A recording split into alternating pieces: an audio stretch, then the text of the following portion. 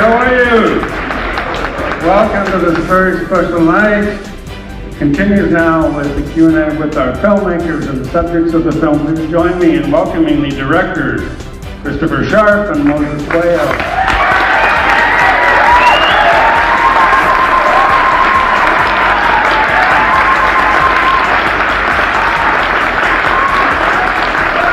And we have with us our very special guest, Bobi, Chaglani, and Bottom Line.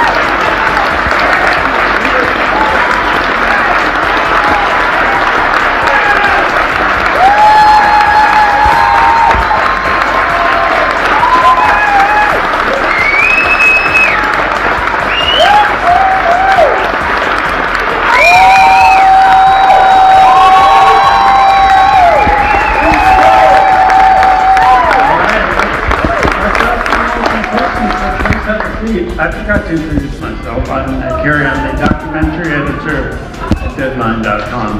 Bobi, let me turn to you first. Can you tell us how you made that transition and why you made the transition from being a pop star who sang about themes that pop stars usually sing about around the world, and then you became political? Why? Why did that happen? Why? I don't know. Yeah, I think the transition was as a result of growth and reality. I didn't choose it. It was just a transformation of life. And maybe that's where destiny wanted me to go. Barbie, what did you think when Bobi wanted to become an overtly political figure? Because of course, in doing that, he risked his life. Just like I said in the movie, Bobi is very unpredictable. You don't know what he will be tomorrow. So I never get to think about anything. It's never about me. It's always about the people. And I am among the people. So yes, with the people, once Bobi went to do what he has to do for us.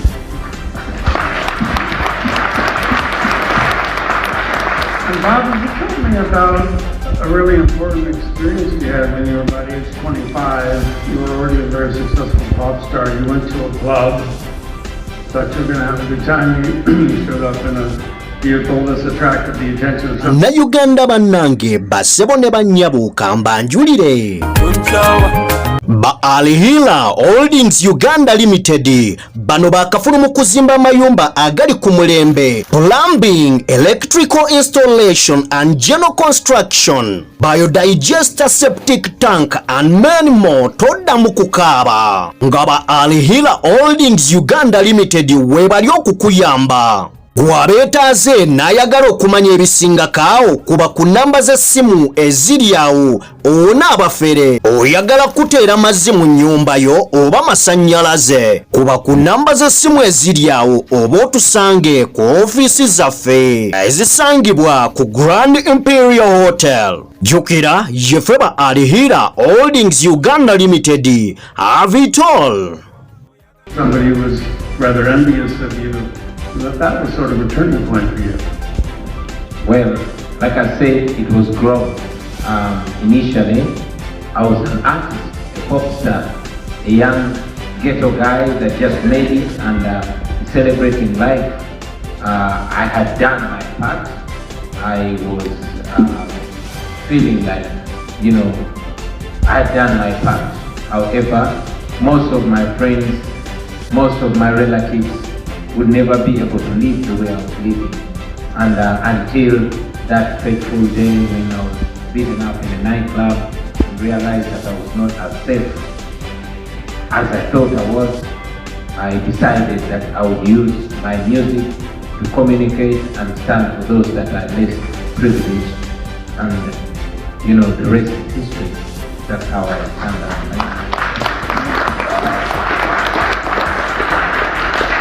Christopher, you met Bobi and Barbie initially in Europe. You started on this project a number of years ago and shot an incredible number of films. My understanding is that the original cut was 6 hours long. How did you contain it to put it as well? We started filming 6 years ago, and we had a huge amount, like 4,000 hours of footage. We spent 2 years in the cutting room. And there were so many different stories we could have told, and there's many people who are not in the film who deserve to be in the film. But what we ended up doing is focusing on Bobi and Barbie and those close to them, because we felt that through them we felt the pain of the people of Uganda best, and they were best able to demonstrate the story, and it really resonated. Moses, how would you describe being at a Bobi Wine rally and what that is like? I mean, we get some sense from the footage, of course, but it's got to be something extraordinary to be in the middle of that. Well, thank you so much, ladies and gentlemen, for coming out tonight. We really appreciate you. This moment is really gratifying, and it's really the power of God that we're here today to celebrate this film. As we're here tonight, there's many people who have followed Bobi, people who have been close to the movement, people who have died, there's people who are missing, there's people whom we don't know where they are, John Bosco Chibarama, and many other political prisoners who are still in jail today. And it's an honor to be here tonight to share this story. Being in those political spaces, I would say, was in the beginning, I was very inspired by Bobi Wine and Barbie and the work they were doing. And Bobi was speaking to my heart in his music and through his messages. And, I was, I became part of the movement myself, and being in those spaces was just, seeing the hope in the faces of those old women and those men and young children. You see in one of the shots that this pregnant woman just walking by, were well bullets were going up all around, and it's just incredible seeing the hope, the hope, the resilience that Ugandans had, and you could see it in the faces of the people, them looking up and seeing how Bobi was, he had stepped up to lead this movement that was kind of waiting, and when Bobi stepped up to lead, to hold that mantle, the Ugandans saw a leader in him, and that's why you see all this mammoth crowds, following him. Yeah. Bobby, you were about 4 years old when Museveni came to power. Basically your entire life has been the president of the country. What is it going to take for change truly to come to Uganda? Is it possible? Now those are two questions. What is it going to take? Is it possible? It's going to take a lot more than we have. But I know the first thing it will take is the hope. And I'm glad to report that the hope is there in abundance.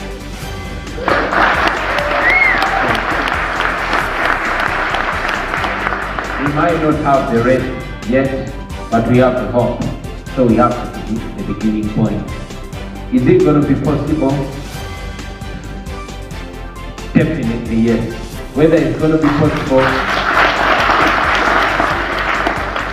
now or tomorrow or during my lifetime, I don't know, but I know it's going to be possible. That's why we don't stop.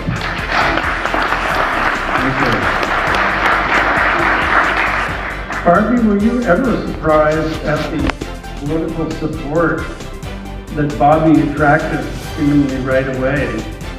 I mean, and we have seen some examples, for instance, in Haiti with Sweet Mickey, where, a performer became president of Haiti, Ruben Blades, for instance, ran for president in Panama. It's still not an obvious transition to go from popular music into that position, but did it surprise you at all to see him attract such broad support really right away, it seems? I am a Bobi Wine fan. And we Bobi Wine fans just go where Bobi Wine goes.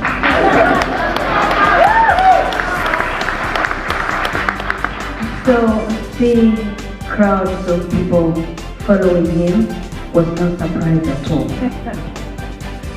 What surprised me is that we were now seeing a different face and a different voice.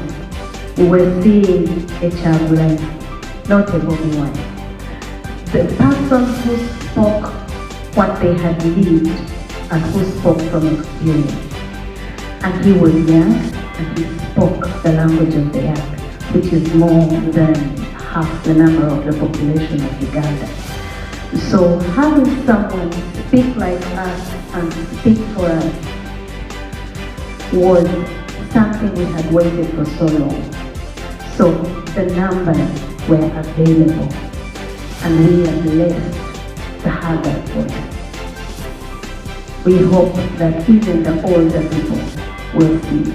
Of course, we know they have seen it, but we hope that the ones who sit in those chairs will just realize that it's time out for them and they'll leave it for the young people to take it on. Christopher and Moses, I'm sure one of the challenges filmmakers is that you're going to have in your mind is how do we make this story universal such that audiences around the world, certainly in the United States, will connect with it. And I think a lot of people will connect with it as a love story. In one sense, a love story between a man and his country, but of course a love story between Bobi and Barbie, which is deeply touching. Yeah, I think that's really true. I mean, the other thing we had at our disposal was the music, which made a massive difference. And we tried to use the music as much as possible to tell the story, to make it really relevant. And again, I mean, we've got the children here as well. Would they like to stand up?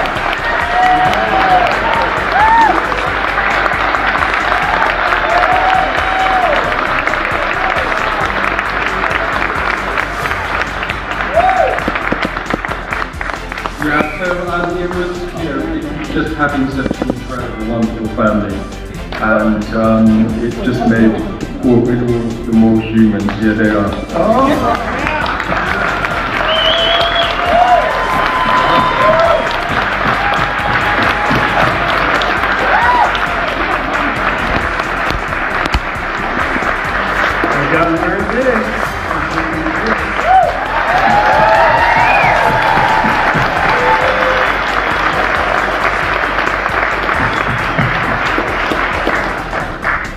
Either be for Bobi or Moses or anyone on the stage, but there's an important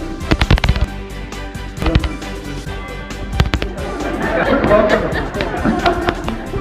If you want to say.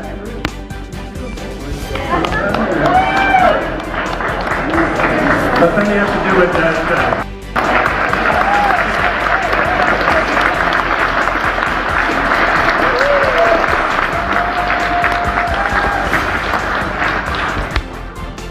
we have time for a quick final question before we have something very special coming up, but I do want to mention that if you go to the whitehouse.gov website, you will see that the United States sends $1 billion approximately per year to Uganda, which winds up in the hands of the military, maybe some economic aid. So we can't ignore that element of the story. Bobi, anything you want to say about that before we go to a performance? Sure. I would definitely like to say about that, but maybe before I answer that question, I would like to mention that I am not a hero of the struggle that you see in the film, and neither is my wife. No, the true heroes are the thousands, hundreds of thousands, millions that you saw there. The unknown, the unnamed men and women. Many of them, I saw many people in that film that are not alive today. Many of them are in their graves. Many of them are missing, they disappeared, never to be seen again. Many of them are in exile. I actually saw some of them present here today, they ran away from home. And very many of them are in prison up to today. Their biggest crime is supporting me. So to see that I'm here, it's a big privilege. I would like to say they are the real heroes, and we continue to represent them at every platform, everywhere we go in the world. Now, thank you. Now, talking about the billion-dollar donation comes to Uganda to General Museveni every year. That is part of the international aid that General Museveni receives in terms of military aid and otherwise, that he instead uses to oppress and suppress the people of Uganda. It's very important for us, for the US citizens, to watch this, for the international community, the EU citizens, to watch this so that they can see the suffering that the people of Uganda are facing, and so that they can know that they are actually paying for it. It is the American taxpayer that is sponsoring the murder, the death, and the genocide of our people. We claim so much, we requested so much, and we continue to request to the US government, if you cannot help us, at least don't sponsor our oppressor. And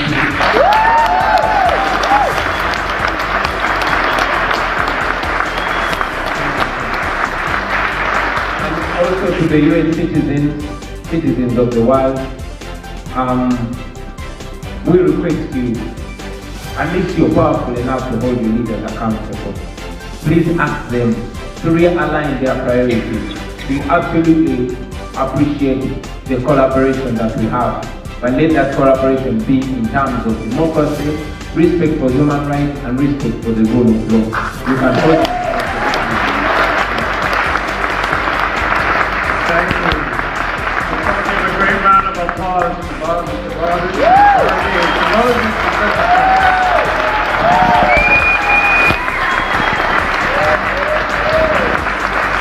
Not resting here, we have a very special performance coming up. There's a couple minutes to reset, and with that,